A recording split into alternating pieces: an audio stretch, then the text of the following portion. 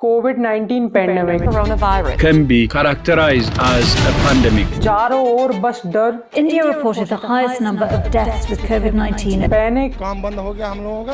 अब खाने के लिए भी पैसे नहीं है। परेशानी है, छोटा बच्चा खाने कुछ नहीं। Miss information. These men think a cow dung massage can protect them from COVID-19. और इसी बीच आज रात 12 बजे से पूरे देश में संपूर्ण लॉकडाउन होने जा रहा है। एल्ट्रुइज्म, हिंदी में परोपकार। वैसे तो इस वर्ड की डेफिनेशन है feeling of wanting to help someone as much as possible. इस इमोशन का यूज रावण ने माता सीता के हरण के लिए किया था और अब लोगों के इसी इमोशन को यूज करने के लिए कोविड लॉकडाउन के 4 दिन बाद गवर्नमेंट अनाउंस करती है PM cares fund. Breaking news coming in. Prime Minister Narendra Modi sets up a citizen assistance and relief in emergency situations fund for people to donate to India's battle against COVID-19. जो starting से ही सवालों से घिरा हुआ रहता है और इस वीडियो में आज हम डिस्कस करेंगे डिटेल में पीएम केयर्स फंड और उससे रिलेटेड सवालों के बारे में। कोविड में लॉकडाउन अनाउंसमेंट के 4 दिन बाद PM Modi prime minister citizens assistance and relief in emergency situation fund PM cares की जानकारी अपने ट्विटर हैंडल के थ्रू देते हैं। इस फंड के एक्स ऑफिशियो चेयरमैन है प्राइम मिनिस्टर और एक्स ऑफिशियो ट्रस्टीज हैं finance minister, defence minister and home minister. Ex officio का मतलब होता है कि कोई भी इंडिविजुअल जो इन पोजीशंस को होल्ड करेगा वो डायरेक्टली इस फंड का ट्रस्टी बन जाएगा। फंड के 2 और नॉमिनेटेड ट्रस्टीज हैं, justice KT Thomas and Shri Kariya Munda. इसके अलावा फंड के एडवाइजरी बोर्ड में भी 3 ट्रस्टीज हैं, सुधा Murthy, Rajiv Mehrishi and Anand Shah. Justice KT Thomas BJP और आरएसएस के इतने बड़े भक्त हैं कि इनका कहना है कि आर्मी और कॉन्स्टिट्यूशन के बाद आरएसएस ही इंडिया को सेफ रखती है। कार्या मुंडा जो कि farmer deputy speaker of Lok Sabha and BJP MP हैं। सुधा मूर्ति बीजेपी से राज्यसभा मेंबर हैं। राजीव महर्षि जो बीजेपी की काफी करीबी और राफेल डील के लिए काफी फेमस हैं। Anand Shah former CEO of Piramal Foundation, अरे भाई अंबानी के दामाद आनंद पिरामल की फाउंडेशन। सभी लोग बीजेपी या आरएसएस से लिंक रखते हैं। सारे मिलके हमको पागल बना रहे। बात कर इसकी जरूरत की तो no doubt it was needed. हालांकि 1948 से Prime Minister National Relief Fund PMNRF इस पर्पस को सर्व करता आ रहा है, बट जब भी कोई नई चीज मार्केट में आती है तो उसे फ्री पब्लिसिटी मिलती है। दैट वाज मच नीडेड, जिसका रिजल्ट ये है कि मार्च 2022 तक पीएम केयर्स फंड में 13,000 करोड़ की डोनेशन आई थी। Then what's the problem? Problem number 1, PMNRF RTI के अंडर आता है जबकि पीएम केयर्स फंड RTI के अंदर नहीं आता। Problem number 2, PM cares fund is not audited bye CAG।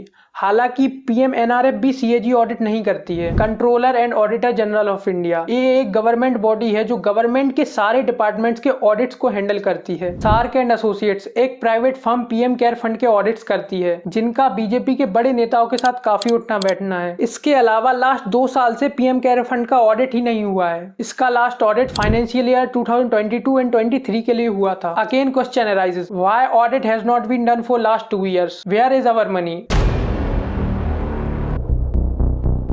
As per available data till 2023 audit, PM Cares में various sources के थ्रू टोटल 13,000 करोड़ का कॉर्पस आया है। ये सिर्फ 2023 तक का है और पिछले 2 साल के कंट्रीब्यूशन का कोई अता पता नहीं। ईयर 2020 में पीएम केयर्स फंड में से पहली बार 3100 करोड़ रुपीस अलॉट हुए, जिनमें से 2000 crore rupees 50,000 made in India ventilator procure करने के लिए अलॉट हुए, जो अपनी क्लिनिकल टेस्टिंग्स में ही फेल हो गए। ट्रिवियन हेल्थ केयर जिसे वेंटिलेटर्स बनाने का कोई पास्ट एक्सपीरियंस नहीं था, बावजूद इसके इस कंपनी को 10,000 वेंटिलेटर्स बनाने का कॉन्ट्रैक्ट दिया गया, जिसका रिजल्ट ये हुआ कि हॉस्पिटल्स को फॉल्टी वेंटिलेटर्स डिलीवर हुए, जिनकी कंडीशन इतनी खराब थी कि वेंटिलेटर्स की इतनी शॉर्टेज के बावजूद कई हॉस्पिटल में तो इन्हें अनपैक तक नहीं किया गया। 3100 करोड़ रुपीस में से 100 करोड़ रुपीस थे वैक्सीन डेवलपमेंट के लिए, जो आज तक किसी भी ऑर्गेनाइजेशन को मिले ही नहीं। कहां गया वो पैसा? No one knows. अक्टूबर 2020 में 200 करोड़ रुपीस अलॉट हुए 162 ऑक्सीजन प्लांट्स को इंस्टॉल करने के लिए, and as last updated in April 2021 सिर्फ 33 ऑक्सीजन प्लांट्स ही सेटअप हुए थे। इसके बाद कितने प्लांट इंस्टॉल हुए कितने नहीं हुए इसका कोई डेटा ही अवेलेबल नहीं है, क्योंकि ये RTI के अंडर तो आता ही नहीं है। पर क्यों?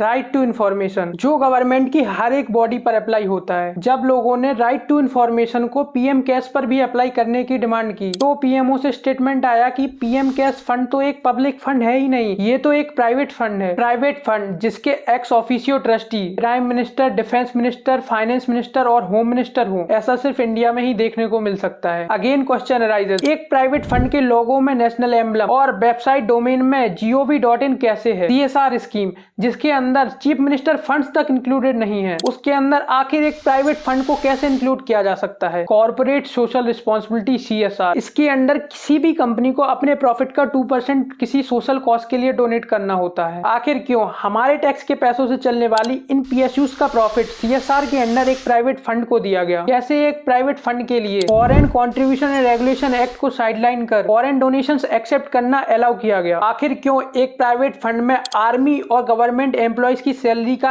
एक पोर्शन फोर्सफुली डोनेट किया गया? क्यों गवर्नमेंट को जाने वाली क्रिमिनल पेनल्टीज को एक प्राइवेट फंड में डोनेट करने के लिए कहा गया? क्यों? सवाल कई है मगर जवाब एक भी नहीं। इलेक्टोरल बॉन्ड्स की तरह यहाँ भी ना डोनर का पता है ना डोनेशंस का, और कहाँ किसको कितना पैसा गया ना इसकी कोई इन्फॉर्मेशन। अब तो इसका ऑडिट भी बंद हो गया है, जिससे एक नया सवाल उठता है, कहीं गवर्नमेंट इसे तो इलेक्टोरल बॉन्ड्स की तरह कंपनी से चंदा लेने के लिए यूज नहीं कर रही? हर एक चीज सिर्फ एक और इशारा कर रही है कि करंट गवर्नमेंट की नीयत खराब है। At last Gita chapter 17 verse 22 में कहा गया है, गलत टाइम और गलत पर्सन को किया गया दान व्यर्थ है, और यदि आपके दान से कोई पाप किया जाता है तो आप भी उस पाप के बराबरी के भागीदार होंगे। इसलिए सवाल पूछते रहिए, ट्रांसपेरेंसी डिमांड कीजिए, क्योंकि एक के करने से कुछ नहीं होगा पर एक एक के करने से जरूर होगा। जय हिंद।